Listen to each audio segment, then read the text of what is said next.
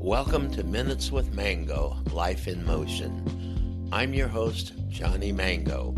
This is the place where we inquire about lifestyle, culture, and careers. Weekly, we meet with new guests that make a contribution of their insightful stories about their careers and how those careers impact their lifestyle and culture. Hello, everybody. This is Johnny Mango, and I want to welcome you to Minutes with Mango.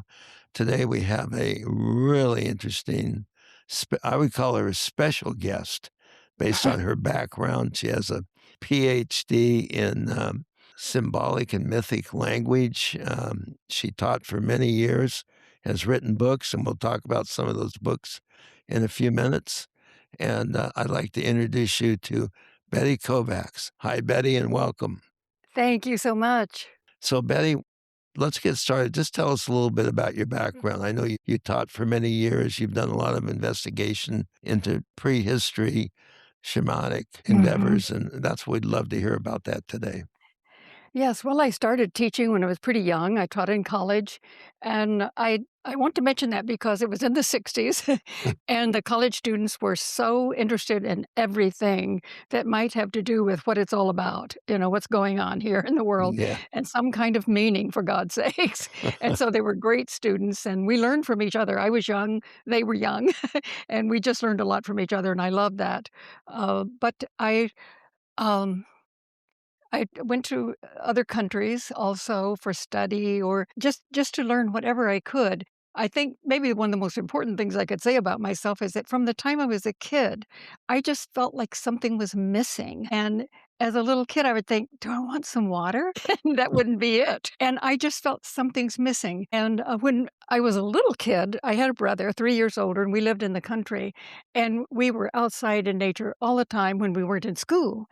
And, those were the days, no television, radio, 30 minutes on Sunday. I think we listened to Gene Autry, and that was it, and we went right back out to play. So we were on our own to create our world. Yeah.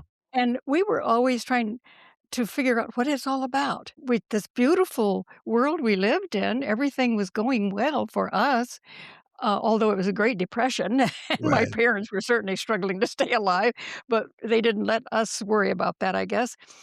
And I can remember my brother saying one time when we just talked about it a lot, and we were little kids. Couldn't have been more than 5. And he went to my to my mother one day and he said, "You know what, Mother? When I die, I'm just going to walk right up to God and I'm just going to ask him anyhow. How come all this anyhow?" And and we'd play a game of what if there wasn't a world? I Oh, think that we can be so creative when we don't have something giving us the stories all the time right. in pictures like on TV. And so in those days, we were just trying to figure out what it was about. Yeah. And I'm kind of amazed now as I look back at it that we had those concerns. We even used to play a game of we'd say, what if there wasn't a world? What if Yeah. this didn't exist?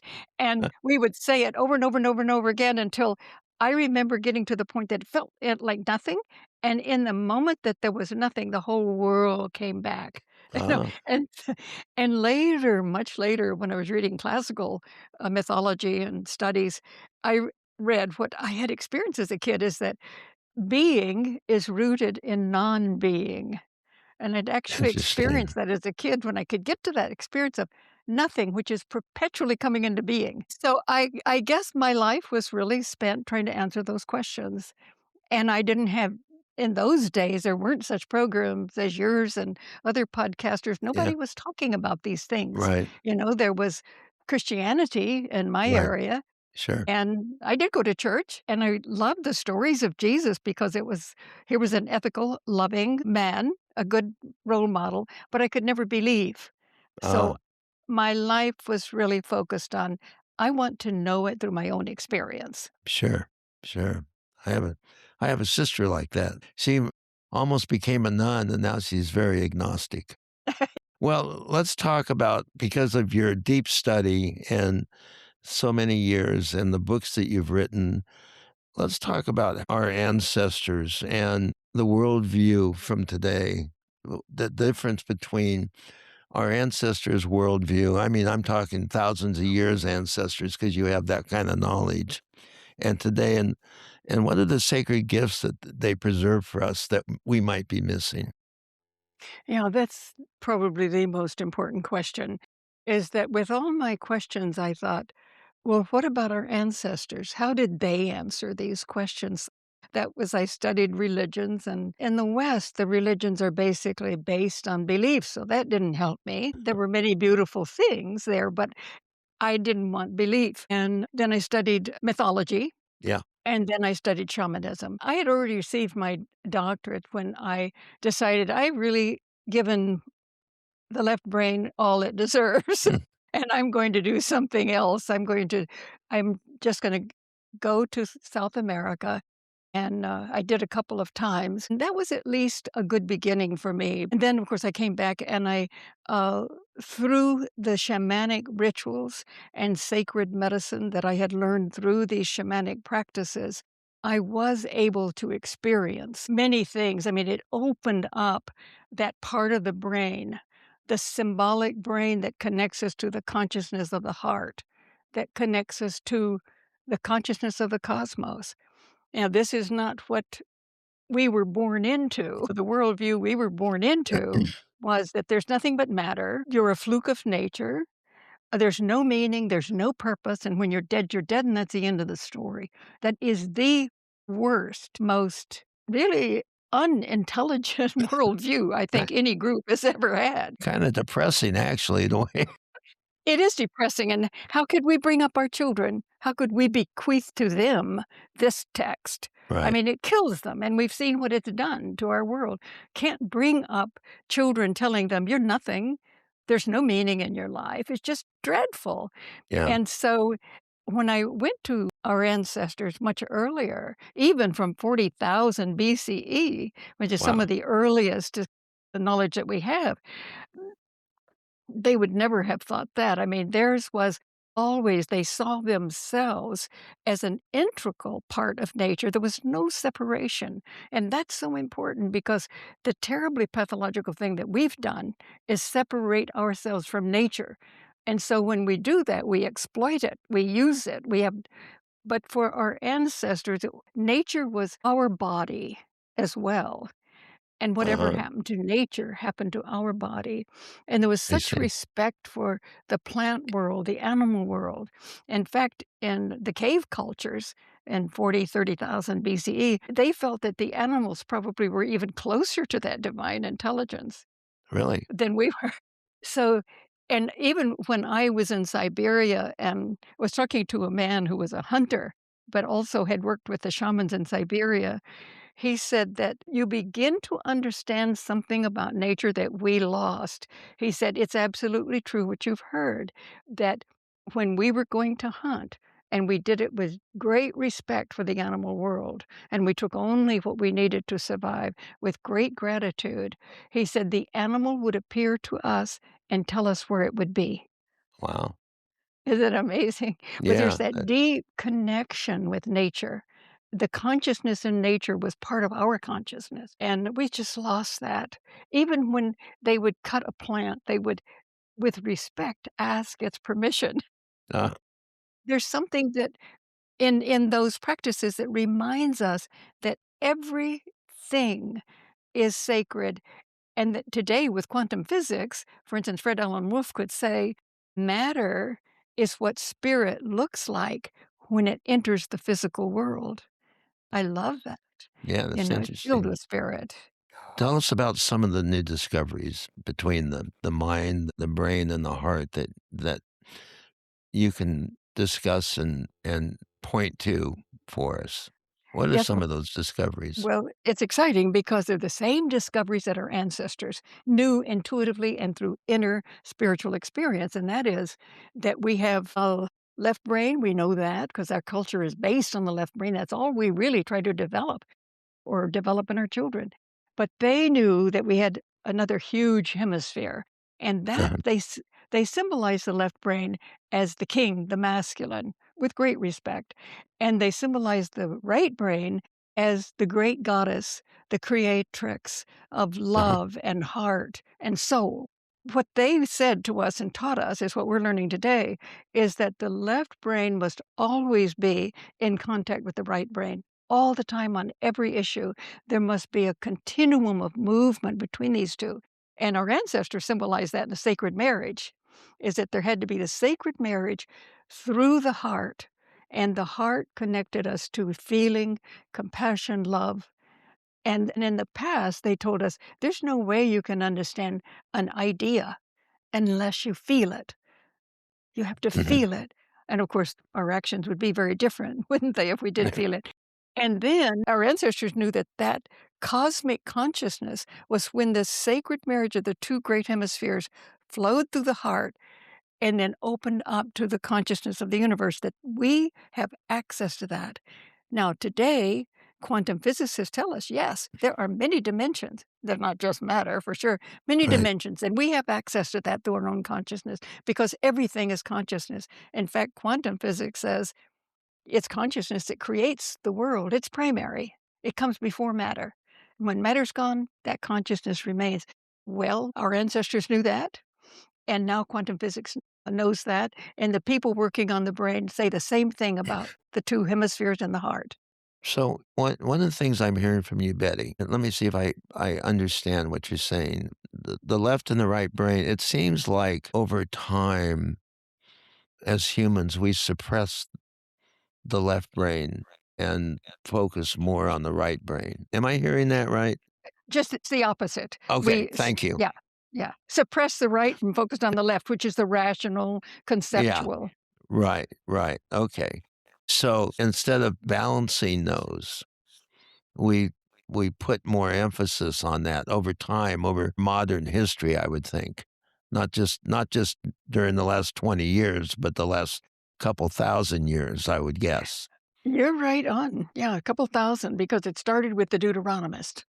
Really, the The Deuteronomist, huh? Yeah, and what they did was that we now know that prior to 21, the Jews had a shaman mystic tradition in which they honored the whole brain, whole mind, and heart. And we don't know who these Deuteronomists were. They came in, they destroyed it, they destroyed the temple, they destroyed all of the symbols relating to that unity of consciousness. And they then would only allow the left brain. They said no longer is all of this business with the goddess. They destroyed all her images, which meant the heart and the right brain. Right, And from now on, you'll follow the law. No experience. In other words, it was at that point you do what I say or what I tell you Yahweh says, right. and you follow the law. So it was at that point, and everybody knows. Yes, I'm saying 621 BCE. Yeah, Everyone knows and has heard that story in Genesis that we were told, the Deuteronomy said that Yahweh says you cannot eat of this tree. You can eat of any other tree in the garden, but you right. can't eat of this tree of knowledge. I mean, what kind of God is that? But for some reason, we seem to buy it. But it said, you can't eat of this. Well, of course we did. And Right. and we were thrown out of the garden and we were S not worthy and we needed to be fixed or saved or whatever. That's where that inversion of the myth came, is that we're no good, we sinned, we need changing, and you need to do what I say. That so sort of is started. is that the dominant story that really affected everything? That's It the was a it was a dominant, as far as we know in our history in the West, because before that, that was not true. It was the shaman mystic tradition honors the whole brain and the heart consciousness. And there's no doctrine in shamanism. You experience the universe. You know from your own experience. But when you take that away, it's no, Yahweh knows, and there's somebody behind Yahweh saying what he's saying to us. right. So the Yahweh in the Old Testament is totally different. He's jealous, vengeful, warlike. He's kind of a dictator. Yeah. But before, now we have the text before the Deuteronomist, and he was married to wisdom, the sacred goddess. So it's a very different God. So He how was were a the I'm curious where did the text come from? Where did these discovered texts come from? Well, they were existing all along, Uh, but for instance, when the Deuteronomists came in, they took all of the wisdom texts out of the ah, temple and yeah, they wanted to destroy them, but there were Jews who took them to Israel and kept them. Now, also, we know in Christianity that the Roman Church tried to destroy everything it could that showed that we are potentially mystics, as Jesus was, that we should go inward to experience who we are as immortal divine creators. The church destroyed those texts, but they found them later, right after the war. The Nag Hammadi texts were found, and they were texts about what things that Jesus actually said Right. that the church didn't want us to know. So they were all over the place. In the Yeah. 20th century, they just started emerging. So, what about consciousness, and what about the cosmic Christ consciousness? Because I hear a lot of terminology around Christ consciousness. Can you Yeah. explain some of that to us? Yes. Can you, from your perspective? Yes, well, Christ consciousness is that wholeness that I'm talking about. It's the marriage of the great two hemispheres, left and right, flowing through the heart. And through love and compassion, it connects to the cosmic conscious, universal consciousness, the consciousness of the cosmos. That's available to us. And the great mystics experience that. So when we found the Nag Hammadi text, Jesus said, I didn't come to save you. I came to remind you of who you are. Uh-huh. It's not enough to follow the Christ. You must become the Christ consciousness. We Uh, each have that potential. so that's the kind of the secret tradition that It Jesus was trying to teach. is. It is, and he had techniques. There's a man, Neil Douglas Klotz, who translated and talks about the text in Aramaic, what Jesus really said. Right. And all of these translations, some of them are so bad, but it's just beautiful to see what the Aramaic Jesus said. And it is about us. He wasn't like the Son of God or whatever. He was Right. like all of us who knew this secret teaching that he wanted us to remember who we are so that we could be that too. It sounds like it got distorted before Jesus arrived. It's Yes. going back to the Deuteronomist, as you say, about 600 years before that. And then where did Jesus pick this up at? What do you have any knowledge of that or Oh, yeah. any indication of that? Yeah, that's a great question because Jesus, among these Jews who didn't go along with the Deuteronomist, Jesus is actually a renaissance of the old shaman mystic tradition. And how did he get in touch with that? Well, there were Jews who never went along with the Deuteronomist, and they were called the Essenes or the Yeah, Therapeutae in Egypt. They did have nothing to do with this new business of the Deuteronomist. They kept to the shaman mystic. Jesus, we now know, was probably an Essene. So he was a revolution or a renaissance of the old tradition that the Deuteronomists destroyed. And he's trying to say, remember who you are. It's not just the left brain follow orders. You go within and you find your own path. right, right.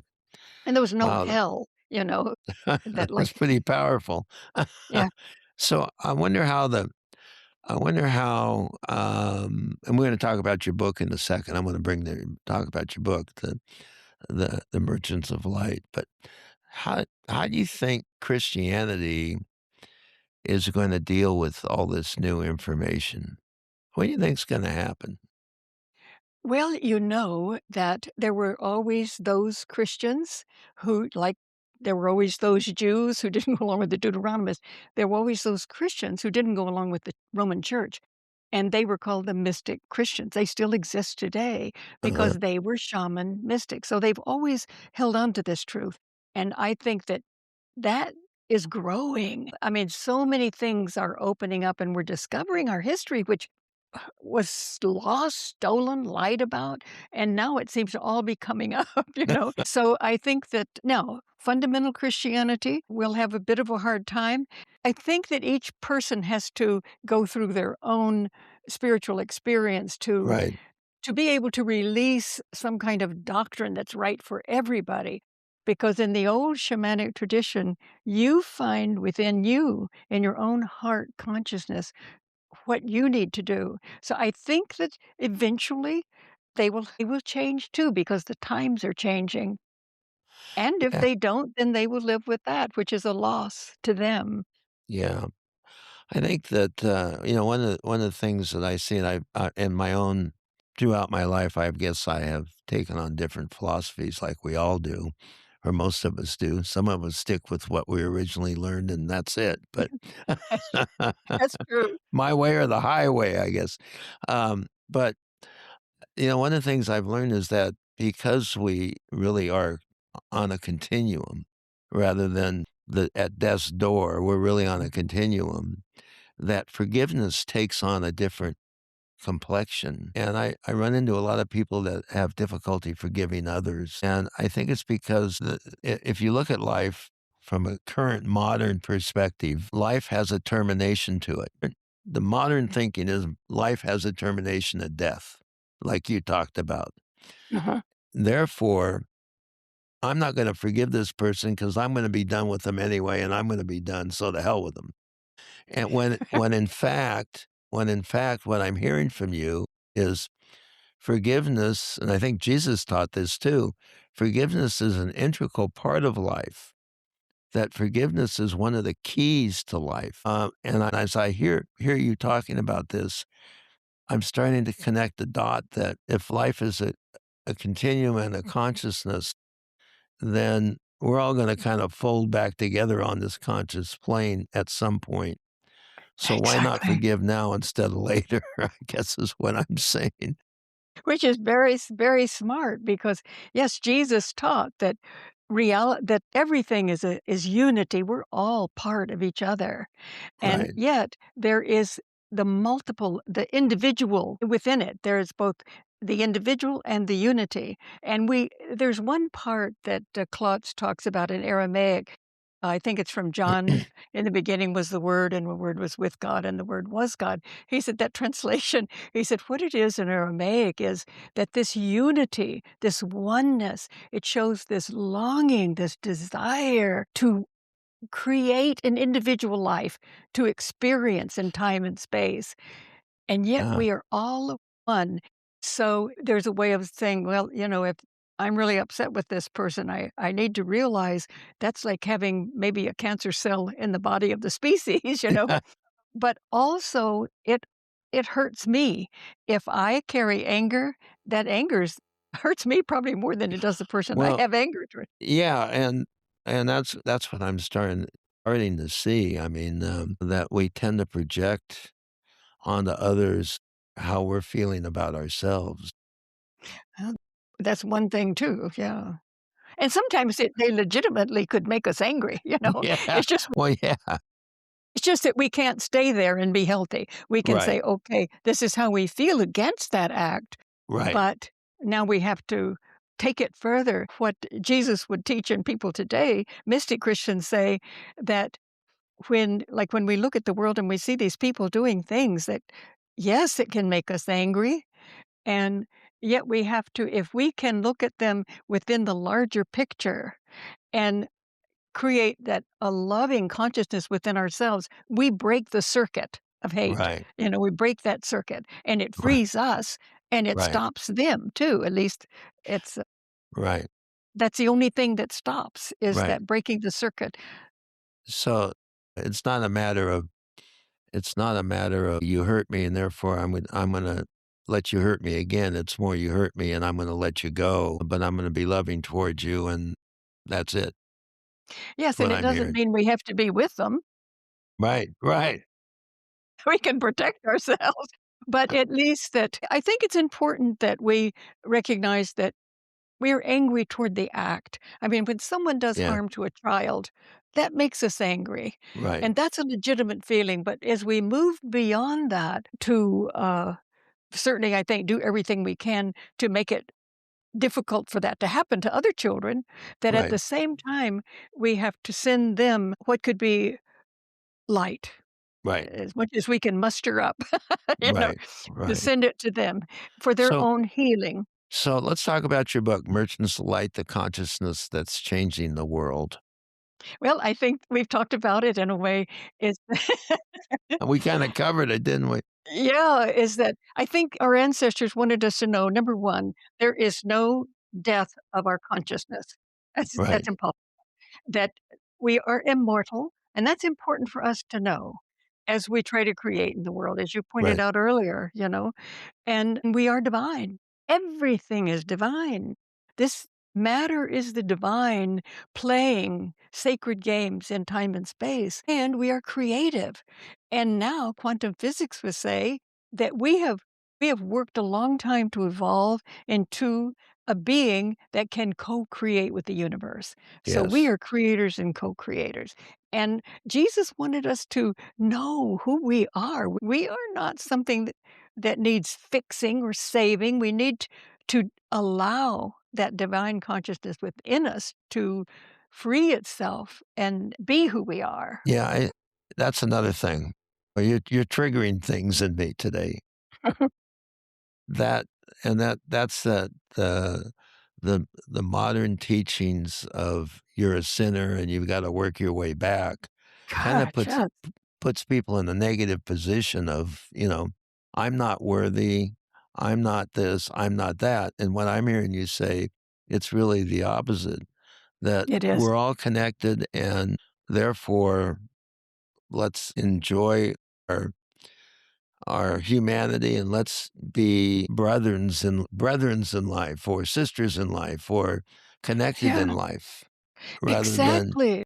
Yeah, rather exactly. Because if we help another, we're helping ourselves, yeah, because right, right. absolutely. It's to know, and transhumanism today, what Silicon Valley wants to do, put chips in our brain, do all of these things, and totally transhumanize us. So it's still the old Deuteronomist.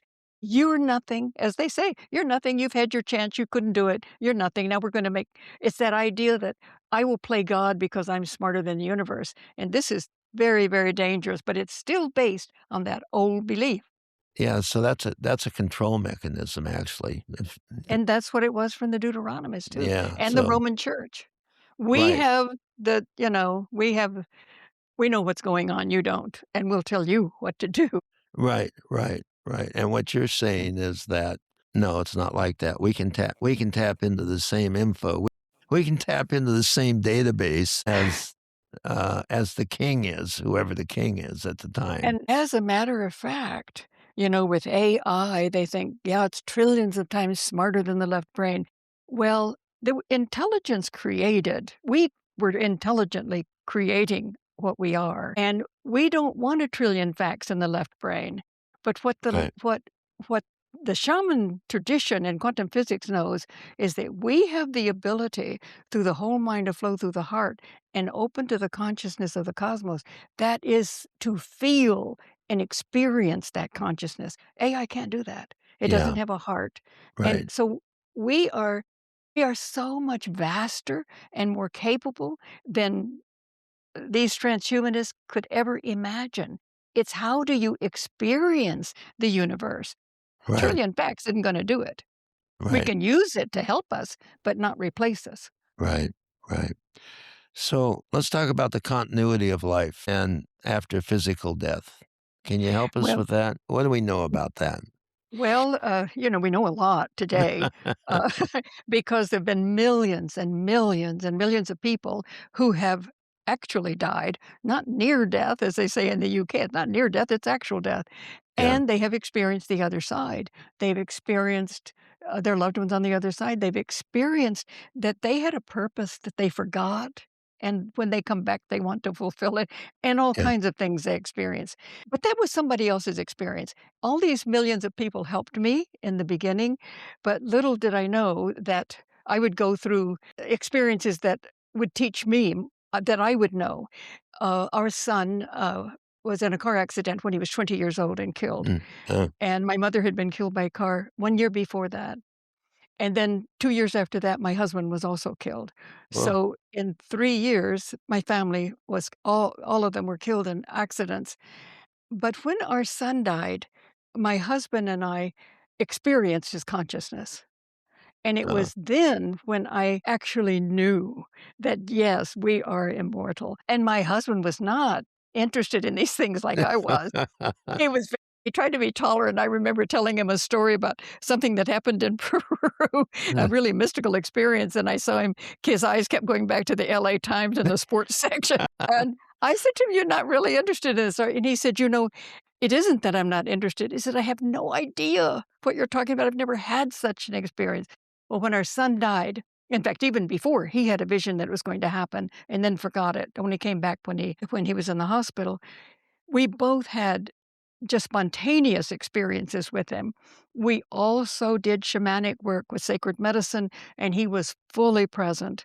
And he wanted us to know, look, I'm okay. And remember, he wanted us to remember that we had made these choices, that it was so important for us and others to know there's no death. And I just didn't really know that until I Yeah. had experienced it with him. And there were so many things that neither he nor my husband could have known that came through. I think it was to Yeah. convince me because it turns out I had a more doubting mind than my husband because of the university. I'd had a little addiction going on. So anyway, it was and that's what Miracle of Death is, that first book I wrote. Yeah. We recorded everything we experienced, and that book is our coming into real consciousness that we are immortal. And we need to know that now because we're in a very strategic spot in our evolution.